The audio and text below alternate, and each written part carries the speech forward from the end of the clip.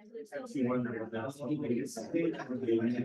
and if you're following us online, it's always good morning wherever you are, what time you are. So my name is Awasa, and I'm Assistant Director for Academic Affairs at African Studies Center, and this is Eye on Africa, our weekly seminary series. So we're very delighted today to have Dr. Nicholas Kerr as our guest speaker. And I'm gonna let my colleague, Professor Michael Woman, the privilege of introducing him, and then we're gonna pass it over to him. And then at the end, we're gonna have questions and answers. Thank you, everybody. Yeah, thank you so much, Awa. And it is just an incredible pleasure, privilege to introduce Dr. Nicholas Kerr, who is, I would say, a friend or more of a son of the Political Science Department and the African Studies Center here at MSU. Nicholas is a assistant professor of political science at University of Florida. Previously held positions at University of Alabama before he finished his PhD here at MSU. And there was a particular reason why we wanted to nominate him to give a talk here, because I think Nicholas is one of the best examples of a young career scholar who has already started to define a field of African political science. I think that anyone writing on issues related to electoral integrity, to electoral administration, or indeed the trust of elections in Africa will have to cite him, because he's just already become such a central part of this literature. And when I learned that his book is coming out, it seemed like just such an opportune moment to bring him in and sort of summarize all this work that he's been doing over a long period of time, which has appeared not only in this new book, but also in some of the major political science journals, such as Comparative Politics, Political Psychology, Governance, and so on. So it is just, he is a very impressive person, but I will say that he's not flawless. So something that you should know before you take anything seriously that he has to say is that he is an Arsenal football fan. But that's sort of beside the point. And we're just very happy to have you here. So thank you for coming. So Michael, right, I'm doing two things right now. I'm taking a look at the time just to put a little timer on, right? Just to see how things are going. Because I really value, your time today. And, it's the end of the semester, and I really appreciate, you guys, spending an hour and a half with me on a Thursday, where I can imagine, there's so many other things that you would be doing. I think the great thing that happened today was that the weather changed, right? Probably if I was here giving the presentation yesterday, you probably wouldn't have showed up because the weather was so great, right? But I want to thank Michael for a very generous introduction, right? Michael has been a good colleague and friend of mine. We have co-authored, a few publications together. And during this book project and book that I'll talk about, he's really talked me off the ledge, right, in terms of giving up at times. And so, I really value our relationship. I wouldn't say that I'm that influential in the discipline, right? It's hard to be that influential compared to Mike, right? In terms of his, trailblazing work. But I also want to thank the center, right? The African Studies Center, for the invitation and for the opportunity to speak today. I've given, a few talks here, right? And have been, in the audience as well as a PhD student. And, this is one of the most rewarding aspects of being a political scientist, as training as a political scientist here at MSU, is that you're surrounded by colleagues from different fields that are really focused on learning and producing knowledge about Africa. And it is really good because it sharpens you as, an expert of Africa. And I've been really fortunate to have been, gone through a process of doing a PhD here. So this book, and I'm going to be talking about today, Electoral Commissions and Democratization in Africa, started out as a paper and then a PhD project, and I would really want to also take the time to be able to thank so many of you within this room who were instrumental in the project as a PhD dissertation, right? I'm looking now at, at Mike Bratton, who was my dissertation advisor, right? And, it was, I have so many great things to say about him, right? And the influence that he has had on this project and on this book itself, but we don't have enough time. But one thing I will say is that, Mike really opened the door for me to have an understanding of electoral commissions, right? One fall, late fall, right? Probably about in November or so, in my second year, Mike calls me into his office. He has, he emails me and says, we need to meet and we have something to talk about. And, as a student, knowing who Mike is, I'm fearful as to, what has actually happened. And he says to me, an opportunity has opened up, right? And I won't be, I had intended to serve as an international election observer to Ghana, right? But I've decided that I'm not going to do it. Would this be something that you would be interested in? And I was flabbergasted that he would have offered me, right, that opportunity. Not that it was automatic, right? But he did open this door for me to experience an African election. That was 2008 Ghanaian elections. And it really set the path for me to pursue and really focus on this institution. There are others in this room as well.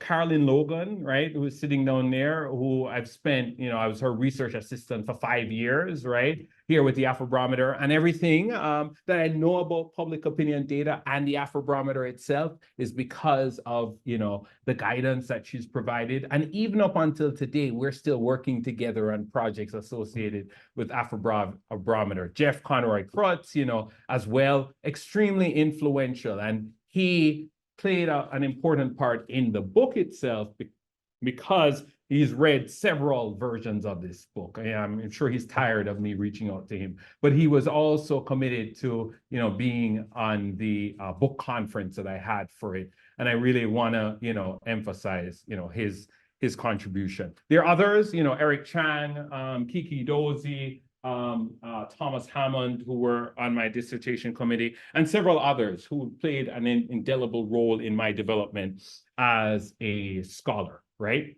And there are several that I haven't mentioned, and apologies for that, but really MSU is a place where I can say it's my home, and I'm really excited to be able to present today. All right. I think I've taken like 10 minutes already. So, Mike, what's the time? I mean, what's the expectation in terms of a 1 hour? You guys are going to get bored of me, in terms of an hour. But let's see how things are going, and I'll probably work on another 30 minutes or so that we have time for a really robust discussion. Let's see if I can. All right. So, I want to start out, right, for any of the grad students in the room, right? One thing that I have learned, and I think that's something that has been impressed upon me, especially by Mike Bratton, is that fieldwork is so essential in terms of getting a deep foundational understanding of any of the political phenomena that we're interested in. And I know we're talking about where it's a broader African studies audience. So any phenomena that you're interested in. And I want to start today by relating an experience that I had that really has motivated my interest in looking at electoral institutions as and examining the impact that they have had on the quality of elections in sub-Saharan Africa. So I want you to go with me to Nigeria, right? I don't think I need to preface Nigeria being the country in Africa with the largest population. And we're going to the year of 2011. where I had the opportunity to serve as an international long-term observer for a few months, right? And so it really gave me a great chance to be able to understand some of the dynamics of the electoral process and elections and the role that electoral commissions played. And what was so fascinating is that I am here in a polling station that looks somewhat like this, right? In the southwest of the country, specifically in Lagos State.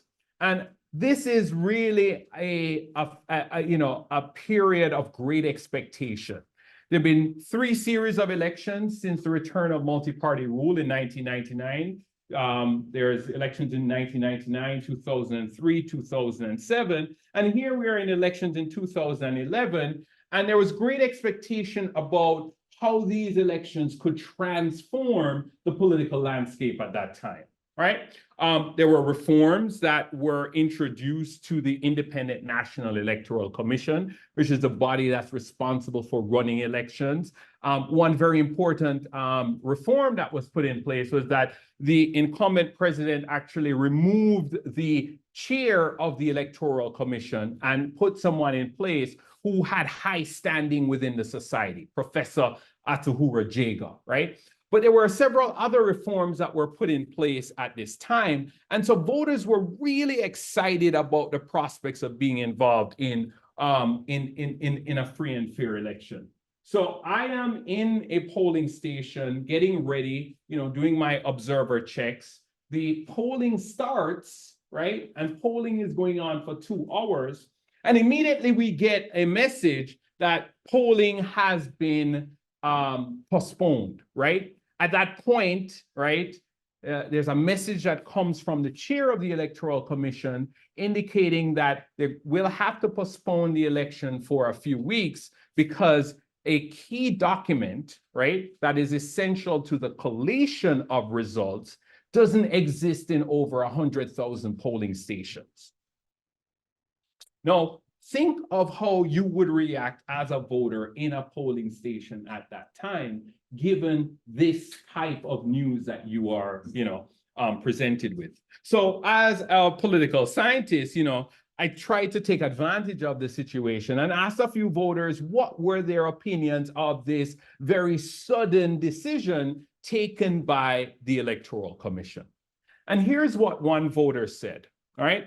And I rarely, read full quotes, in my presentations, but I think it's good to take a look at this. And he says, I'm annoyed by the last minute decision. This is a total waste of time.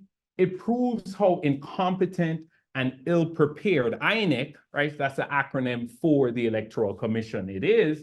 But I'm going to give Professor Jega one more chance because I know that this man, right, Professor Jega and INEC one more chance because I know that this man cannot be manipulated, right? Now, there are 3 reasons why this specific encounter with this voter in Lagos, Nigeria, for this 2011 election had such a profound impact on me and really paved the way for trying to understand the role that electoral commissions play in elections in Africa. The first very important aspect of this is that we're reminded that elections are filled with uncertainty, right? And there are 2 types of uncertainty that I highlight within the book itself, right? The first is one that's well known, that incumbents are going to rig elections, right? Or attempt to rig elections, right? And they can use a variety of techniques to be able to engage in fraud, right? But this is not the only type of uncertainty that occurs in elections in Africa, and I would say in many parts of the world, right? That there's this uncertainty that the bureaucrats who are running elections might commit some inadvertent errors, right? And these errors are going to be somewhat costly. So we have this example of one of the gravest errors of postponing an election or after that election has already started. But there are less egregious ones. For instance, your name doesn't appear on a ballot paper. You can think of ballots, right, being poorly designed in the Florida case in 2000 and having an impact on whether or not they are accurately counted, right? These types of uncertainties emerge. The second thing that I think was even more important is that the interaction with the voter reinforces this idea that citizens are taking cues from institutions, right? And why might this be surprising, right? To institutions like electoral commissions when deciding how to evaluate elections, right? And to engage in some important behaviors that are surrounding elections, right? For instance, this voter continued, in talking to him, expressed that, in giving Jega and INEC one more chance, it meant that he would show up when the postponed elections were going to be held again, right? Another aspect of it and why this is surprising in the African context is that we're told that this is a context, especially if you look at since the transition to multi-party rule, that formal institutions are weak, right? They're deep-rooted cleavages that exist within several societies that citizens may more likely utilize when informing their behaviors and attitudes. And so in this case where you are examining this institution and utilizing it to inform your behavior, that's quite important. But the third thing that this voter showed me, right, was that citizens are really sophisticated in their analysis of institutions as well. Here, there are two things that you see the citizen doing in terms of making evaluations. One, evaluating the effectiveness, right, or what I consider the capacity of the Electoral Commission in terms of its logistical capacity, but also trying to evaluate another aspect, which would be the impartiality, right, or the ability of that leadership to be manipulated, right, by the incumbent, right? And so these are two distinct dimensions of the performance of this institution, right? And it might not be the case that all citizens are able to make engage in this type of assessment, institutional assessment, but it did give me the sense that this institutional assessment was not only limited to elites, right, in ways that we would have expected it, right? So this book, right, really tried to answer one main research question, and I've expanded it a little more here, is looking at the role that electoral commissions play in influencing the quality and legitimacy of elections in Africa. And even more specifically, trying to understand the ways in which electoral commissions influence the attitudes and behaviors of elites and everyday citizens in ways that are central to the quality and legitimacy of elections.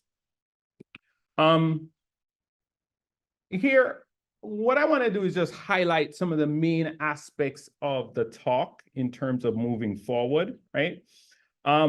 First, I put forward this informational theory of electoral commissions, right?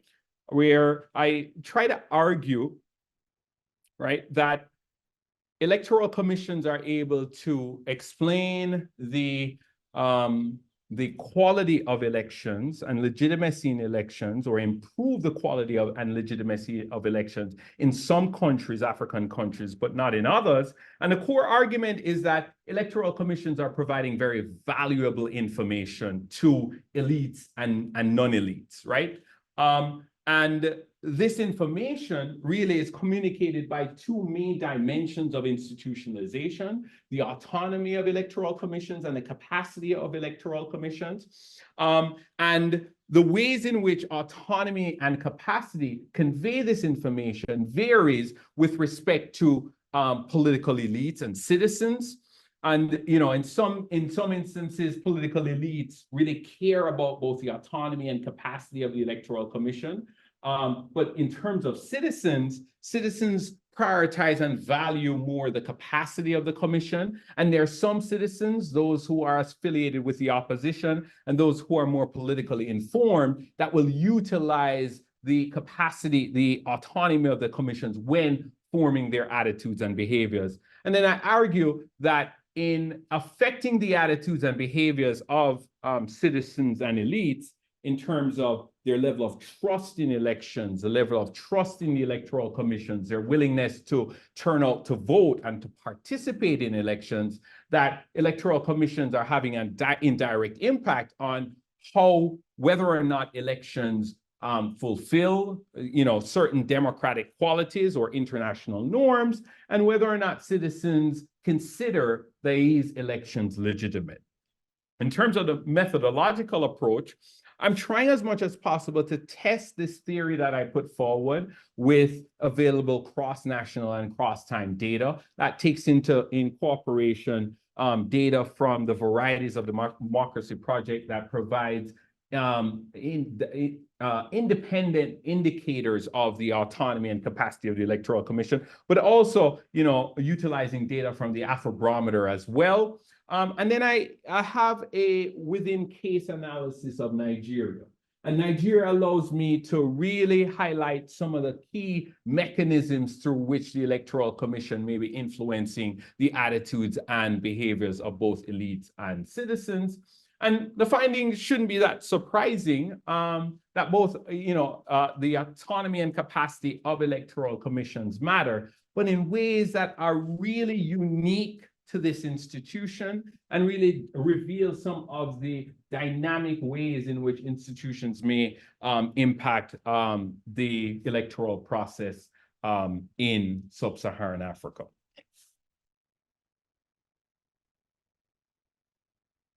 So,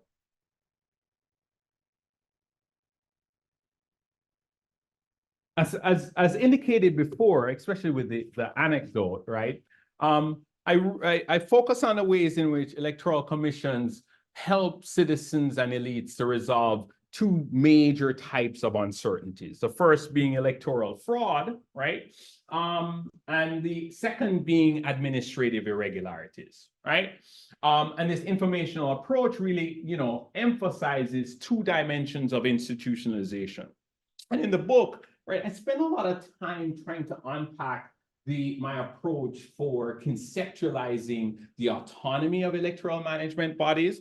And the autonomy really is associated with the Electoral Commission's ability to insulate decision-making from and overall behavior, right, from the undue control of the incumbents and other political and societal actors, right? When it comes to capacity itself, right, it indicates the extent to which these electoral commissions possess the necessary financial, human, organizational, operational resources that allow the election to carry out election administrative activities effectively and efficiently, right? But I think one of the major contributions of this work is to be able to try to disentangle the ways in which autonomy and capacity are influencing elite attitudes and citizen and elite attitudes and behavior. And here I focus on something I refer to as the strategic consideration of elections, right? Where citizens are both responding politically and behaviorally to the autonomy and capacity of electoral commissions, right? And so it's really, very few studies have tried to understand the ways in which these electoral commissions are influencing elite attitudes and behaviors, but also seeing this connection between citizen behaviors and attitudes as well. And so what I argue, and I try to take, readers through the book, is emphasizing the ways in which the electoral commissions are providing information that helps citizens to develop their attitudes towards elections, right? But also for the ways in which these electoral commissions are shaping expectations about actors' behaviors, both from the perspective of citizens and elites themselves. And the rule of thumb, right, that I've identified through, in terms of the theory, is this idea that elites really care both about autonomy and capacity, but the average citizen is really prioritizing capacity, while citizens who are more politically aware and affiliated with the opposition are interested in autonomy. But let me unpack some aspects of this by, focusing on autonomy first and indicating why autonomy matters, right? Now, from the perspective of political elites, right, they are really closely monitoring the autonomy of electoral commissions during different parts of the electoral cycle because of the way it indicates or signals to them the cost for elites the cost for the incumbent to engage in electoral fraud, right?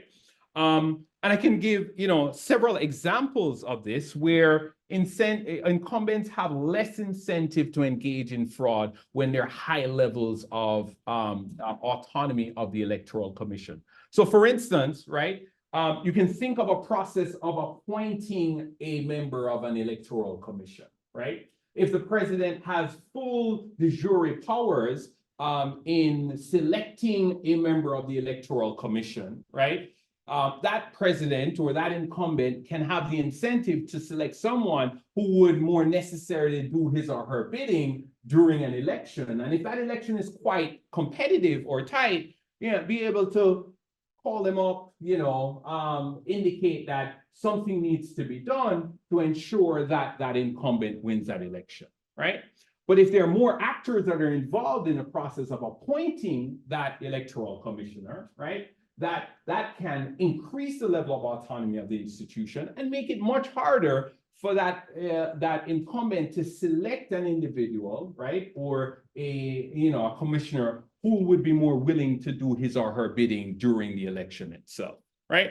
And so we see the ways in which it can influence. But what is really unique is that opposition parties and citizens are carefully examining the relationship between the incumbent and the Electoral Commission and developing their strategies and behaviors and attitudes about the election based on that level of autonomy that exists. And so in my communications, right, in terms of fieldwork that was carried out in Nigeria and several other countries, the understanding was that many elites would spend time, trying to gauge how manipulable the Electoral Commission was, right, during this pre-election period to try to get a sense of how they would act during that election and whether or not it was cost efficient to actually run in that election, right, or boycott, or what strategies they would be engaged in to potentially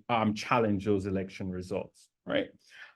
Citizens have fewer resources to learn about the autonomy of the Electoral Commission. And so what I explain in the book is the ways in which citizens have to rely upon other partisan and non-partisan sources to provide information about the autonomy of the Electoral Commission. But citizens also gauge this as well based on their personal experiences on election day and their interactions with the institution itself, right?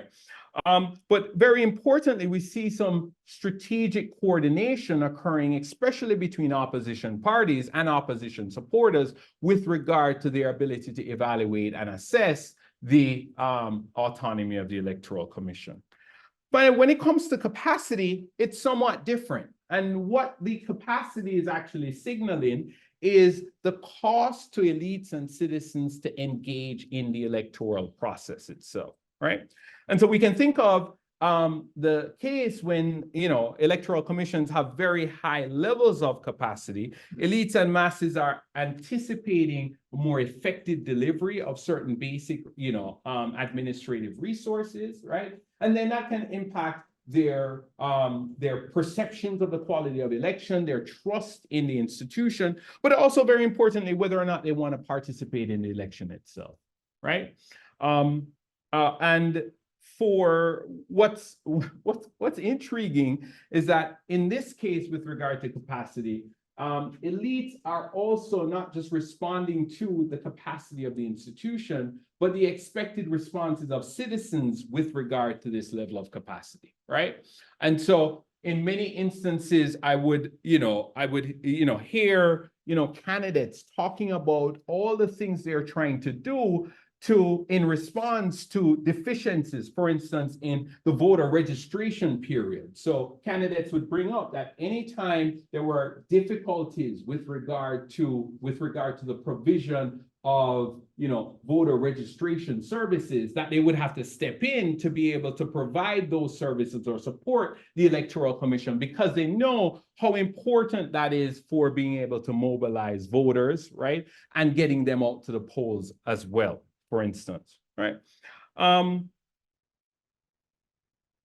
But finally, right, and I'll be very brief here, I argue that the ways in which electoral commissions shape the behavior and attitudes of both elites and non-elites have direct implications for the quality of elections, right?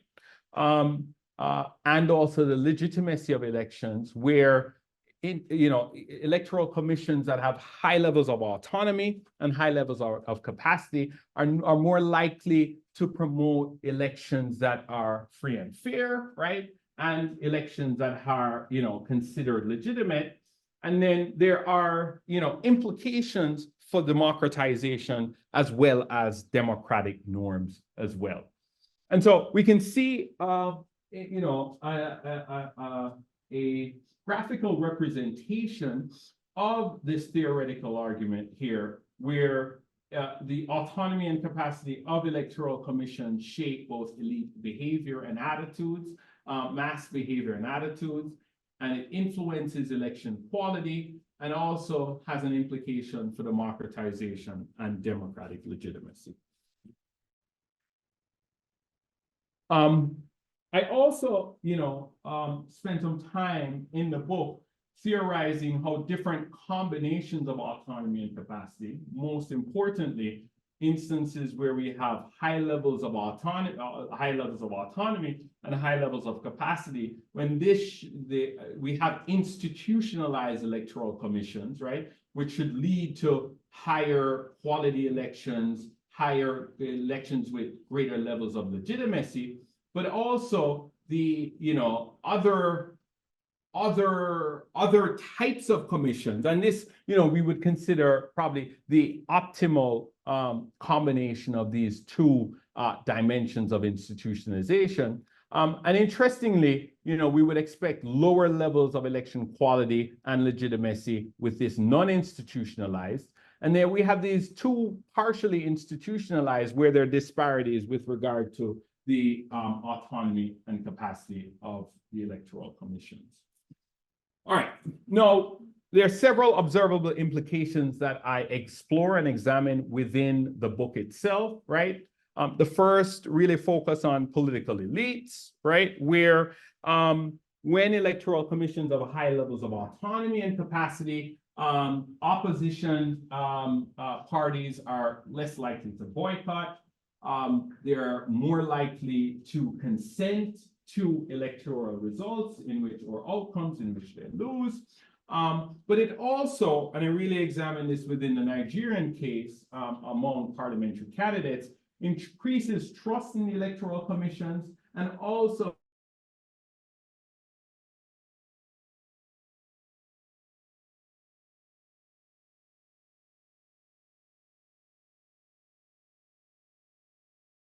autonomy and capacity should increase voter turnout, decrease post-election protests, and increase trust in ECs and trust in the election.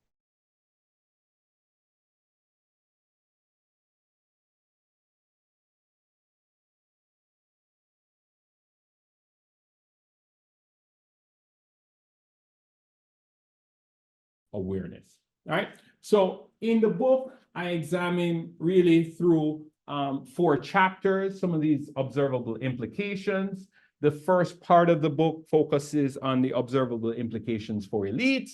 And then the second part of the book focuses on the observable implications for citizens. Let's start off with these cross-national examinations and then focusing on Nigeria in terms of both parts of the book itself, right?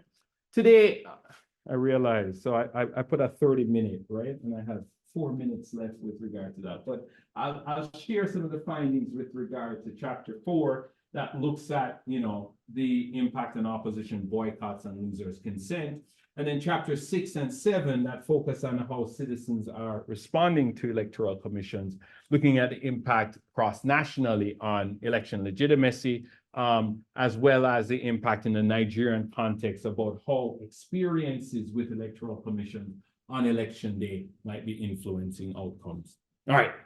Finally, right, an image that we can take a look at, right? So here, I wanted to emphasize, here is, Raila Odinga, right? Going back to 2017, right? And I don't know how many of you know the Kenyan case quite well, but in other presentations where I'm focusing on how elites are responding to the Electoral Commission, I use this example where, Raila Odinga and the NASA Alliance, right, following the 2017 elections, challenged these elections in court. And here's a photo of Raila and a few of his parliamentary candidates rejoicing about the historic and unprecedented decision by the Constitutional Court or the Supreme Court to overturn the results of this election. And what it emphasizes, very simply, is that throughout the African continent, losing candidates are challenging electoral outcomes, right?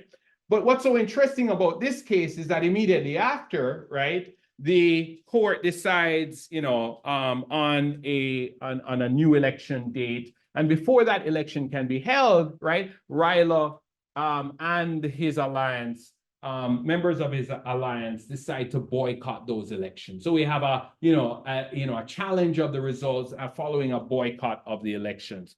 And so in this chapter, I focus on two very important behaviors that national elites, right?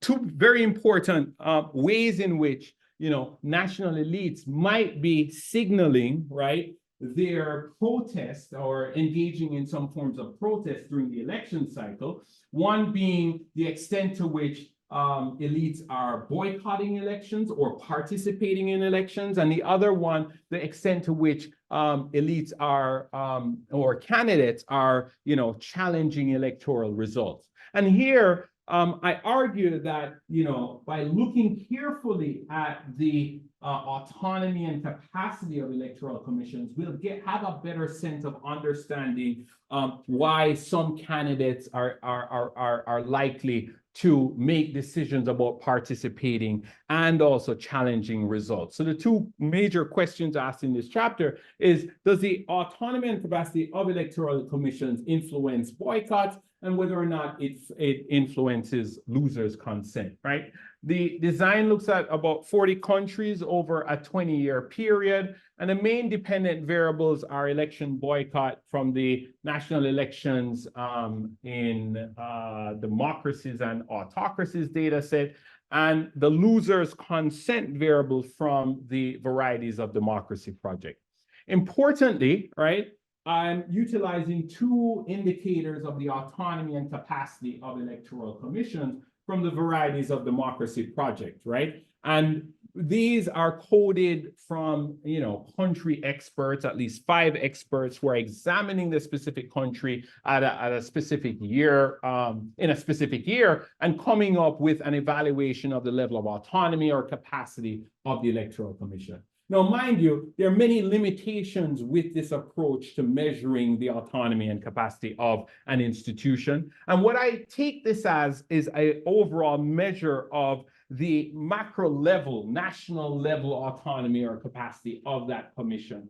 And I can really talk some more in the Q&A about the limitations of the measure. But one of the advantages is that we have very, great time series data, cross-national data as well, that specifically distinguish between these two important dimensions of institutionalization. A series of controls that are indicated in the models, the regression models that I run. So just very quickly, right, what we should expect is that in cases where electoral commissions have high levels of autonomy and capacity, right, this should reduce the extent to which candidates are boycotting elections, right? But it should also decrease the extent to which they are challenging results in that post-election period. And here's what I find, right? So here I run a regression analysis that includes these two variables, right? But instead of showing these regression results, I'm just showing the predictive probabilities, right? Of a party challenging boycotting the election with a increase in the level of autonomy and capacity, right?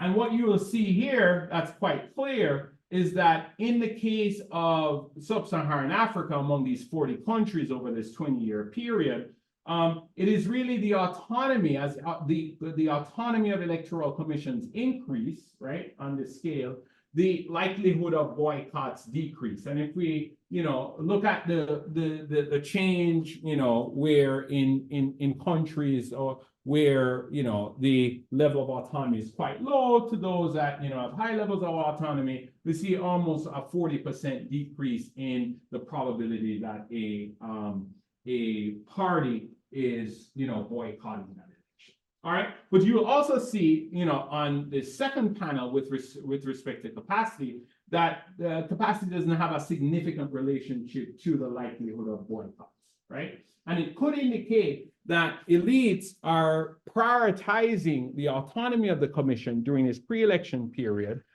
when making decisions as to whether or not to participate in elections. Here, I'm showing the results of losers' consent, right? And the scale for losers' consent indicates higher levels of acceptance. And here what we find is the reverse, right? Where in this case, elites are more willing to accept electoral outcomes as the capacity of electoral commissions increase, right? But autonomy doesn't seem to have any impact on their willingness to accept electoral outcomes, right? And I'll go into that in more detail and provide some explanations for that as I conclude, right? Now, some of you might, say, all right, it's somewhat plausible that elites who have, a very intricate knowledge of electoral commissions, intricate knowledge of the various individuals who are running these commissions, elites are very in tune to various aspects of the electoral process, right? That they're going to be taking cues from the Electoral Commission, right? But it might not be the same for everyday citizens, right? Especially with an approach that's measuring the institutional characteristics of that Electoral Commission from a more macro perspective, right? And so in the next series of slides, I investigate whether or not the autonomy and capacity of electoral commissions influence perceptions of election quality, right?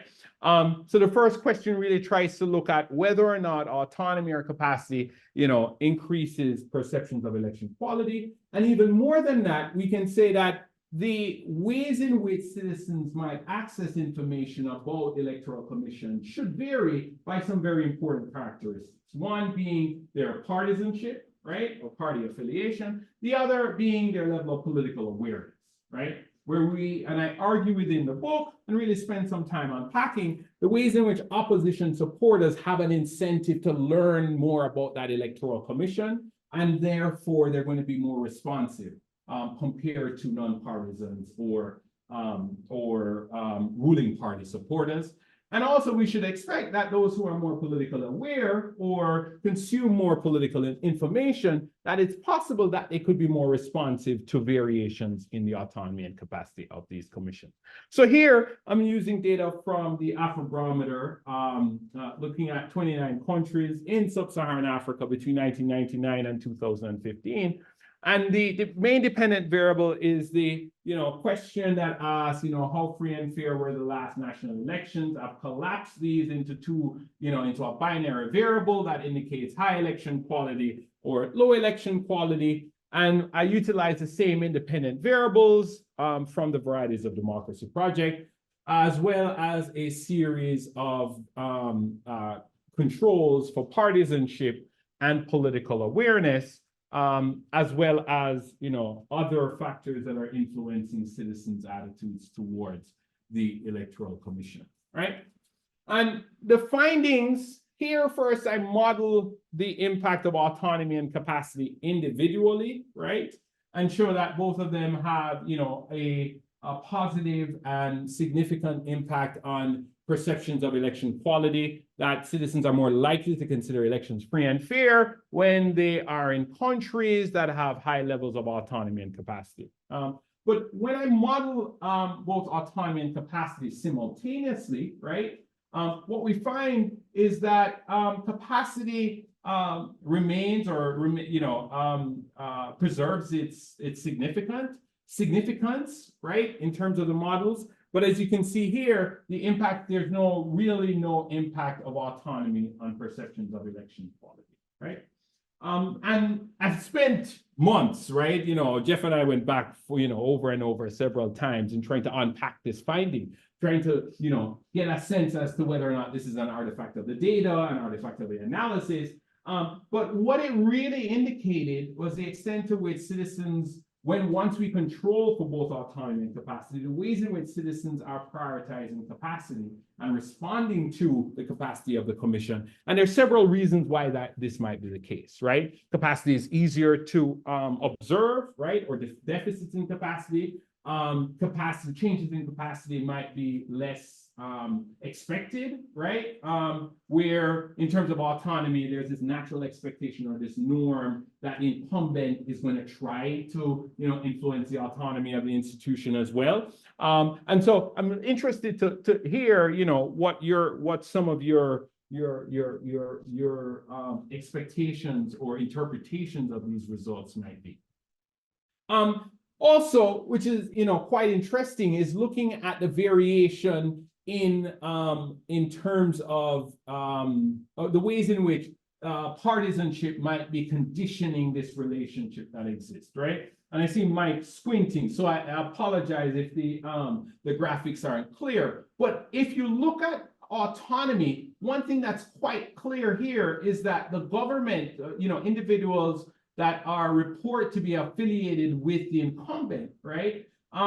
The autonomy really doesn't have any impact on their perceptions of election quality. But what's driving this change is really among, right, non-partisans and especially opposition supporters, whereas the autonomy of the electoral commissions increase, they are more likely to trust elections. And we see that this gap in terms of trust in elections decreases at very high, is smallest at very high levels of autonomy.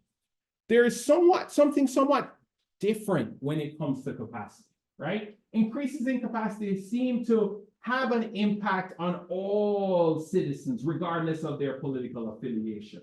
And this could lead to a third reason as to why capacity is important, because it doesn't matter whether or not you're affiliated with the ruling party. What matters, or the opposition party, if you want to turn out to vote, and the capacity of this institution is lowering your ability to engage in the process itself, or making it much more difficult, right? Where we can make a case that potentially when it comes to autonomy, those who support the government would actually prefer, a commission that's, less autonomous and pliable to the demands of the incumbent itself. So I'm interested to hear your feedback with regard to that. When it comes to awareness, we find something similar across autonomy and capacity, right? That citizens who report high level of media exposure, right, are more responsive to changes in autonomy and capacity. And you can just see it, there's, a greater upward slope for high awareness or, politically aware citizens, right? The last, I do several other, tests, right? And I just want to emphasize some of the findings with regard to this. Find some similar findings with regard to trust in electoral commissions, that autonomy and capacity increase trust, right? Autonomy and capacity increase the likelihood of reported turnout, right? but only in democracies. And I can spend some time talking about that as well. And that autonomy and capacity actually reduce the likelihood of post-election protests, right? Commissions that have high levels of autonomy and capacity. The last aspect, right, that I'll focus on, it's 12:54. So I'm being one of those, very poor guests, going up to that 1 hour mark, right? Is that because of the ways in which citizens have to depend on other institutions and actors to get reliable and credible, information about electoral commissions, or the ways in which, there are partisan and non-partisan sources of information about electoral commissions. I wanted to understand whether or not personal experience with these electoral commissions during the course of an electoral cycle can have any influence on citizens' perceptions of election quality, right? So we can think that, in addition to these indirect, ways in which citizens might be gaining information, they might be gaining information through direct experience, right? And one of the best ways in which citizens can come face to face with electoral commissions and this administrative structure that's associated with running elections is on election day, right? In sub-Saharan Africa, a majority of countries, if not all, still engage in face-to-face election day voting, right? Voting on election day in person, and so what election day gives, the average voter is a front row seat with regard to the performance, right, and institutional characteristics of that electoral commission on that specific day, right? So what I've done, right, is, I designed two surveys, one in 2005 and one in 2019, that post-election surveys that ask citizens about their reported interactions with the Electoral Commission on election day itself in Nigeria, right? And I think this addresses, in many cases, some of the criticisms that would exist about relying only on expert evaluations of the autonomy and capacity of electoral commissions, because we're really trying to assess, citizens' views, right? There might be some issues with endogeneity, and I'd be happy to talk about that in more detail. But right here, the main dependent variable looks at the perceptions of election quality, right? To what extent are elections free and fair? And I want to emphasize the main independent variables, right? In this case, I'm being really specific to the Nigerian context in the 2015 and 2019 elections, and identifying ways in which we can measure both the capacity and autonomy of the Electoral Commission on election day, right? Let me start off with capacity, because I think it's easier for us to understand. So in many African countries, especially, around 2010 moving forward, there's this, attempt to introduce biometric ways of identifying voters, right? And so in Nigeria, there's this introduction of voter ID cards, right? And a way of scanning these voter ID cards, they were called the smart card readers, right? And it was seen as a huge innovation, right? In terms of reducing fraud, especially multiple voting at the polling station. Several other countries have introduced biometric systems of identification and incorporated them on election day. And so what I tap into is the extent to which citizens reported any experiences with malfunctioning voter ID machines, right? Or these card readers, right? And another indication of the capacity of electoral commissions could be the length of time that citizens are waiting in line at the polls, right? There's been fascinating work that's been done in the American context, just looking at the ways in which poll wait times are associated with a tax that's correlated with voting, right? And so the idea here is the longer the wait times, it could give you an indication of how inefficient, right, the Electoral Commission is in terms of training its staff, setting up, the appropriate election setting up the voting station effectively. In terms of autonomy, it's a little harder, right? And what I try to focus on are instances of fraud that would directly implicate election day workers, right? For instance, multiple voting and instances of ballot fraud. And after, several years of doing research in Nigeria, and even, experiencing some of this on my own, right? You realize that these incidents occur and citizens would, associate those with the Electoral Commission itself. But there are other forms of fraud that could happen in the ballot station, like, attempts by political elites to try to influence voters, right, through vote buying or violence and intimidation that we would not necessarily associate with the Electoral Commission. So, right. So I include several controls in terms of intimidation, election violence. I can talk more about them. I'll just show you another photo here, just of the importance of this smart card, machine, where individuals were utilizing their thumbprint to be able to authenticate their identity. And in several polling stations, probably about in the 2015 elections, probably about 15% of them, these machines malfunction. But just interestingly, the polling station where the incumbent president, Goodluck Jonathan, was actually voting, the machine malfunctioned, and it took almost 30 minutes for it to actually work. So it gives you a sense as, right, that, there's some, variance in terms of how well these machines work. And it's not just an intention, they're manipulated or, really bad machines sent to certain areas of the country, for instance, right? So I'm just showing you some of the average marginal effect of experiencing any of these negative election day experiences. And what's clear in both the 2015 election and the 2019 election is that when citizens experienced any voter machine problems or malfunctions, that it decreased their perceptions of election quality, right? We see this in 2015 and 2019. Interestingly, the time to vote didn't have, right, a statistically significant impact on the pool sample, but when I disaggregate the results looking at different groups in terms of their partisan affiliation, those citizens that would consider themselves independents, right, weakly affiliated with any of the major political parties, they were more likely to say that it had a negative impact on their perceptions of election quality. At the same time, the two main indicators, right, of the autonomy of these election day workers in terms of double voting, ballot stuffing, right? We get some sense that it has a negative impact, but they're not statistically significant, right? In terms of conventional levels of significance.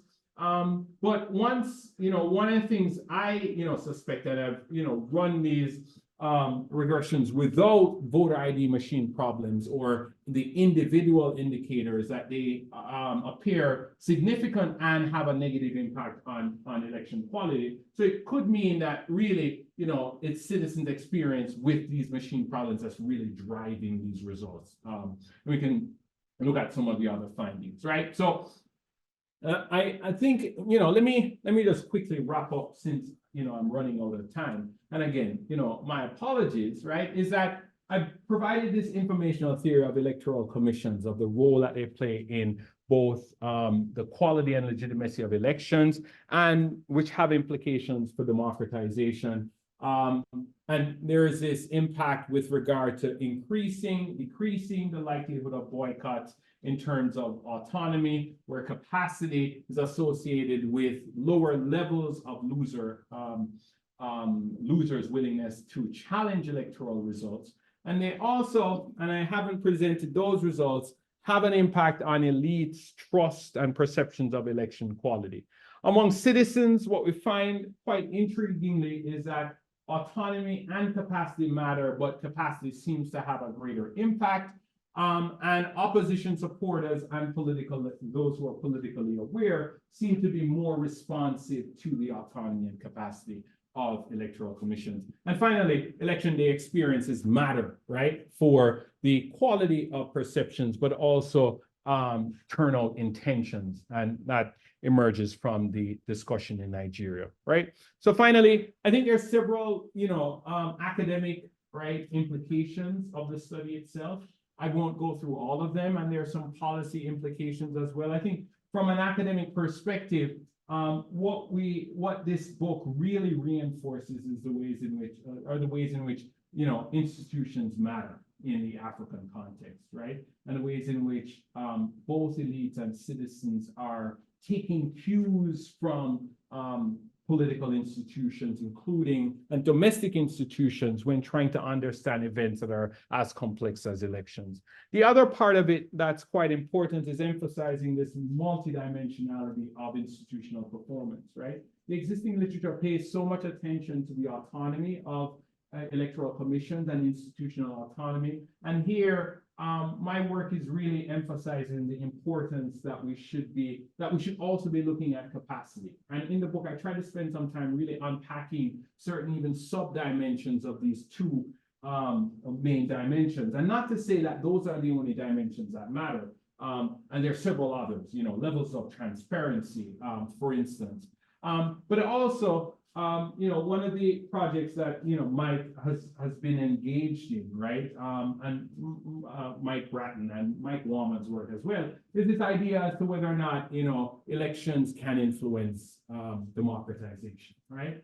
And I really contribute to that debate by showing how when, electoral commissions are autonomous and they are capable in running elections, that they're more likely to promote the trust in elections, more likely to reduce instances of fraud and irregularities, but also more likely to increase participation. And this can have, tremendous implications for the democratization process. In terms of policy, there are several, policy implications. One is very easy, that election technologies like this, this double-edged sword, right? There's so much funding and so much focus that's placed on introducing technology into elections, right? But the findings show that when citizens experience election technologies that fail, right? And we think about the 2023 elections in Nigeria, right? Where, they spent so much time focusing on introducing a new system to upload results that citizens could observe those results, that when that failed, right, 2 days on the day of the election after votes were cast, that undermined the legitimacy of the institution that they had spent so much time trying to create over the previous 4 years. And I talk a lot about in the conclusion about the ways in which the enhancement of the capacity of electoral commissions has to be an ongoing process, but also the ways in which there need to be more ways to develop and safeguard the autonomy of electoral commissions, especially in countries where the legal frameworks don't reflect the international norms, right? So many West African countries, former Francophone countries have what we would call mixed forms of administration, where the government still, is involved in running elections. And really trying to focus on ways of removing the executive from running elections and having tremendous influence in appointing electoral commissions and influencing the administration of elections. All right, and I'll end there. Thank you so much. Thank you very much. Let's take questions from the room first, and then we'll go online. So probably, let me find,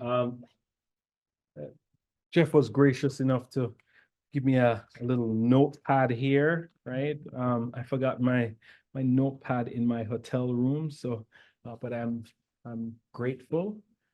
Questions? You wanna go ahead? Hi, thank you. Thank you so much. for a minute.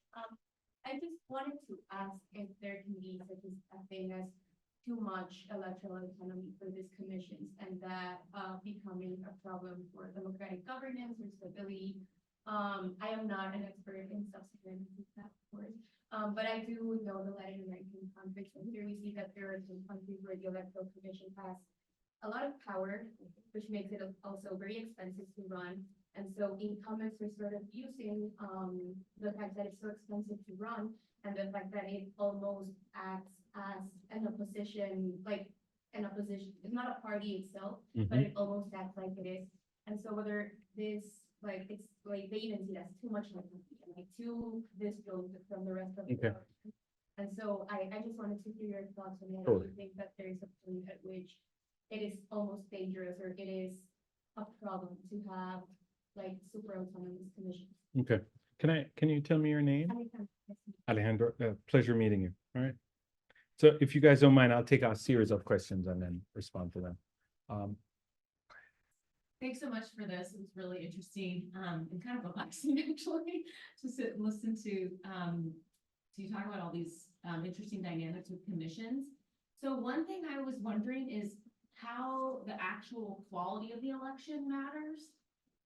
Like what would we expect the perceptions to be if, like to me, let's say the government totally stole the election. We would expect the perception to be that it was stolen among the opponents, right? And be different based on your support. So what role does the election commission play, like an intermediary role in how citizens perceive what happened? Like how does what actually happened influence this? Okay. Can you remind me again? Erica. Eric. All right. Okay. Sorry. So just to be clear, so you're asking whether or not, independent of the performance of the Electoral Commission, right? How does the quality of elections influence how citizens are perceiving what happened, right? Yeah. Your trust in elections. Because right? there's so much variance, there must be so much variance in your sample. It's all these sub-Saharan African countries. Lots of variance in terms of what actually happened on election day, the levels of opposition, harassment, and so forth. So how does what actually happened influence their perception? Okay. Or do you see these commissions as a signal to citizens of what's going to happen? Yeah. Okay. Mike, and then. Well, thanks, Nicholas. It's really, really great to see this all come together so nicely. So my question is about the relationship between autonomy and capacity. So in the countries that I study, and you look at who is put on the Electoral Commission, who becomes the chief election officer, that a good sign of lack of autonomy is when it becomes very clear that the people on the committee are not competent to be on the committee. Okay. They've been put on the committee not because they know how to run an election, but because they are, friends with the president. So how separate are these two things? And wouldn't it be reasonable to argue that the best way to promote capacity is to promote autonomy first? Because if you get a professionalized, meritocratically recruited election management body, the capacity is likely to follow. And it seems like, when we talk about institutionalization, often institutionalization is a choice to some extent. Yeah. I mean, sometimes it is quite convenient to have low capacity if you want to perpetrate fraud. And you can sort of hide away a lot of that fraud by basically, blaming it on poor competence. On board, yeah. All right. Jeff, I see a two finger there. Yeah. Because I have the same kind of question, almost the opposite potential relationship between the two. I might expect that if for some reason, as an incumbent, I am forced to deal with an autonomous electoral commission, and I'm going to starve them of resources so that they have low capacity and can't actually implement a fair election. But I totally also see Michael's point as well with all these. I mean, I don't know. Maybe I would want to appoint somebody who really knows what they're doing, though, so that they can bring the election effectively. Yeah. Yeah, right. I mean, that's really that trade-off. Let me take one more. Go ahead. It's very nice, interesting talk. So my question. Sure.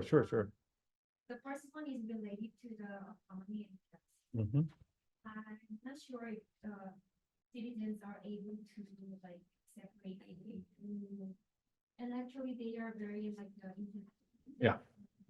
And also you categorize ballot vote as autonomy, but for example, a citizen will see that as a like capacity that and not sure, but maybe you have done some like correlation check Mhm. to like it's, I mean, so I want to like a lot more about how you like Mhm. and how in the role data. So I kind of like What was your last comment? Like, I want to see their relationship. okay, sure. Okay. Whether they're Mhm. how much they are like correlated. Yeah. Okay. The second point is does it like the winner of the election matters how citizens perceive the quality of election. I think Mhm. so. Whether you have taken into account, for example, Nigerian election, APC won, and So you're a Nigerian scholar. I like it, right? Mhm. Yeah, sure. Yeah, no. Those are great questions. Sure. Whether so your time frame is starting from 1990s to like 2010, 15, and I'm curious whether the first time experience of multi-party election is different from the later rounds. So that's just like curious if there's any different and if we experience more elections. Yeah. No, those are fantastic questions. Let me start off. And thank you so much, right, for these questions. Let me start off with Alejandra's get the pronunciation right, this question. So for really, that's a fascinating paper idea, right? And I can see the title, right? Is it too dangerous? Is there, is high autonomy, right? Or what did I write? Is it too dangerous to have, high autonomy or very autonomous commissions, right? And one of the things from the African perspective, right? One area that policymakers have become increasingly concerned about, right, is the ways is the way in which the level of autonomy of the commission can actually reduce transparency and accountability, right? Whereby the concern is not whether or not these commissioners are going to be influenced by the executive or political actors, but whether or not they're going to engage in any type of fraud related to the procurement, right, of election materials. Because elections are so, as you identified, so increasingly expensive that these actors can, commissioners, right, can make a living, right, off the types of arrangements that they establish for the introduction of electronic voter identification machines, for instance, right? Printing of ballot papers, right? And so we've had several cases, Kwame is here from Ghana, where the Ghanaian commissioner, what's her name? Was removed from office, right? Because she was implicated in procurement fraud, right? The same thing happened, a similar case in South Africa, a similar case in Kenya as well. And so that's the fear, that they become so insulated that, that they can use their level of autonomy to advance their own, material interest, right? In ways that are still problematic for elections, but not necessarily the, classic, threat of the incumbent, right, trying to manipulate, right? Does that give you a good sense, right? I mean, but I'd be interested to hear from your perspective in the Latin American context, right? Erica, thanks so much for this question, right? This is one of those aspects that I've had to be, trying to unpack, right, with regard to. So the theory, and I don't think I did a great job in laying all the different aspects of it. The idea here is that electoral commissions, because of the way in which they can perform, can affect the quality of elections, right? Directly, right? The ways in which, so for instance, in the case of Nigeria, right, you're going to have a lower quality election if that election is postponed, right? Because it means that there are egregious irregularities that prevent everyday voters from going to the poll on a specific day, for instance. And, election observers are going to be quite critical with regard to that.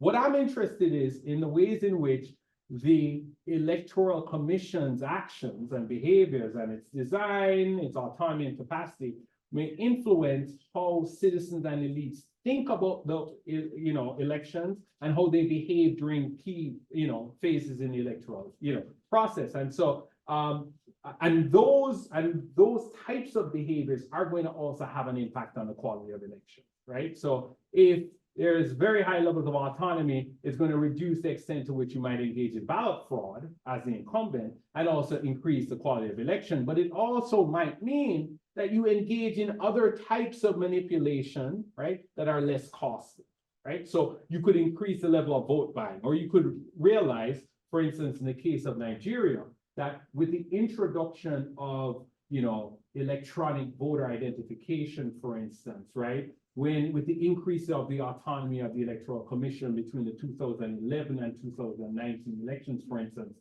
elites had to find other ways to engage in fraud, right? And and to manipulate the election. So there were increases in the level of violence that took place. There were actually attacks against the Electoral Commission itself, right? So I'm just helping you to realize that it's a very dynamic process. What that means is that it's very hard to model, right, the ways in which how citizens are taking cues from the commission versus the actions of everyday elites, right? Not everyday elites, sorry, of political elites. And so, for instance, if elites are then shifting to engaging in more violence, that is going to impact the quality of elections, right, and lower it. But they might say in that case that, guess what? The Electoral Commission did what it could to be able to ensure that elections were free and fair, right? But it's not always the case. And the citizens and elites might just blame the Election Commission as well, right?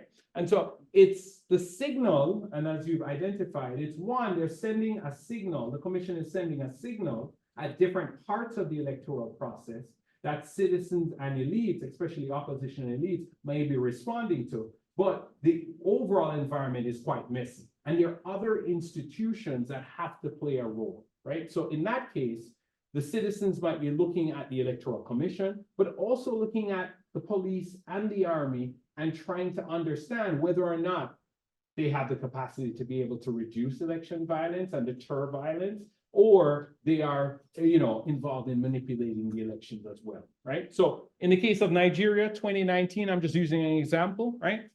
We saw increases in the ways in which the military was used to intervene in certain opposition strongholds, right?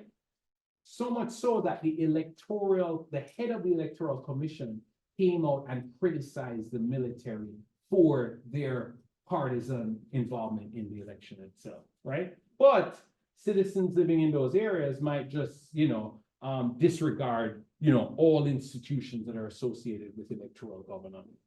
From an empirical perspective, I try to model these different sources or signals as to the quality of elections, right? So in terms of the analysis on the perceptions of election quality, I include controls for the level of violence, for instance, the level of vote buying, the level of, fraud that might be, associated with those elections as well, whether or not elites are sending other signals, whether or not they boycotted, whether or not they've accepted the election results as well, right? To be able to model that type of dynamism that is occurring within the electoral process. But it's messy. I'm just curious, so a lot of that makes sense to me thinking about contexts like Nigeria. Mhm. But what about some of these more hardened autocratic environments where everybody knows who's going to win ahead of time? Because, I mean, did you see any differences if you restricted your sample to democracies, for example? Or electoral, you know what I'm saying? Yeah, Like, no. is there- I know, right. So, in so, Russia, we so- all know, right. So I did break, just look at variations in results across, right? And why this is so interesting, right, is that we're still focusing on a very extended time period. And it comes back to your question where you're talking about the 1990s to probably about even, 2000, where several countries are experiencing this transition towards, multi-party rule. And so especially within those contexts of transitions, right, you see the importance of these institutions, right? It doesn't, in all of the models, I control for level of democracy, right? And the only instance that we find that results are significantly varied across regime type is with regard to turnout, right? Reported turnout, where the autonomy and capacity of electoral commissions are only having an impact on reported turnout in electoral democracies and liberal democracies, right? In authoritarian regimes, no impact, right? Which gives me an indication, right, that even in these more competitive authoritarian regimes, right? And again, the Afro-Barometer sample is somewhat, restricted to those competitive authoritarian regimes. That elites and citizens are paying a very careful attention to the Electoral Commission because of the ways in which they know it can have an impact on some of the things that they care about. So even in contexts where at the national level, right, the election results are foregone, right, and we know the outcome. At the parliamentary level, right, these candidates also have to pay attention, right, because they're operating in contexts where those elections are somewhat more competitive, for instance, right? And voters recognize that as well and know that those very small changes can have an impact with results there. And that's one of the things I try to do is to unpack this national level and this local level aspect, right? To be able to get at some of those nuances. So I hope, but I can continue. We can talk after, okay? So there are several questions about this relationship between autonomy and capacity, right? When I started out this project here at MSU, right? I had my indicators of autonomy and capacity were formal legal measures where I could disentangle autonomy and capacity to some extent, and a indicator of autonomy and capacity that was combined, right? And so there was no way of disentangling those two dimensions. And so the Varieties of Democracy project with those two indicators kind of solved the major issue that I had, where they were focusing on de facto levels of autonomy and capacity, right? Autonomy and capacity in practice, right? But there are limitations, right? In the African context, right? The correlation between these two dimensions is quite high, right? It ranges over the time period between 0.6 to 0.7, right? In terms of a Pearson correlation coefficient, for instance, right? So there are definitely issues with, them being highly correlated. But to some extent, we would expect that to be the case because this is one institution. And if you look at other indices, right, if we think of World Bank, and those different measures of institutional capacity and effectiveness, they're highly correlated as well, right? But so I feel like this is somewhat of an advance in terms of the literature, in terms of unpacking these two dimensions and finding ways to examine their independent impact, right? But the point that both Michael and Jeff made is on point, right? I mean, I'll show you. Let me just go towards the end just to show you, just the distribution, right? So here, I don't know if you guys can see, right? So what I try to do here is just show some scatter plots of autonomy and capacity. Autonomy on the x-axis, and capacity on the y-axis, right? And the distribution across all, cases. And that we're just looking at the data at varieties of democracy and looking at it over time, 1994, 2004, 2014. And unfortunately, in this quadrant here, where we have low levels of autonomy and high capacity, right? Over time, right, this has reduced. And so the case here is Rwanda, right? So it goes to this point where you have a country that prints its own ballot paper, right? Can run elections very effectively, but very low levels of autonomy. Right. And so in this case, we would expect that when we have this partially institutionalized commission, the level of the ways in which the commission is effective in running elections actually can undermine democracy even more, because it means that this commission is completely manipulated. Right. And so there are going to be high levels of fraud, depending on the extent to which that's needed to be able to win an election, right?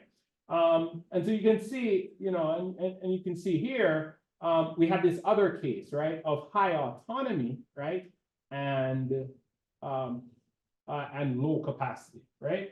I don't know how Michael feels, but Malawi falls here, right? And I think we've disagreed and gone back and forth, right? But Malawi has had some very crucial, right, capacity deficiencies right before elections, very similar to the Nigeria in terms of the quality of its voter register, for instance, right?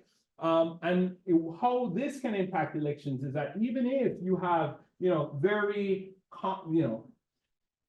individuals who are recognized as being autonomous and an institution that has, somewhat tried to establish its autonomy, that these types of capacity failures can have a disastrous impact on public trust in elections, right? And in fact, it doesn't matter how, autonomous they are. Once this happens, it is seen as if these commissions are actually lacking autonomy, right? And what the data shows and what observers have showed that, comparatively, there are high levels of autonomy with regard to that commission. And I can give other examples that are shown here, right? I've answered a few of your questions, but let me,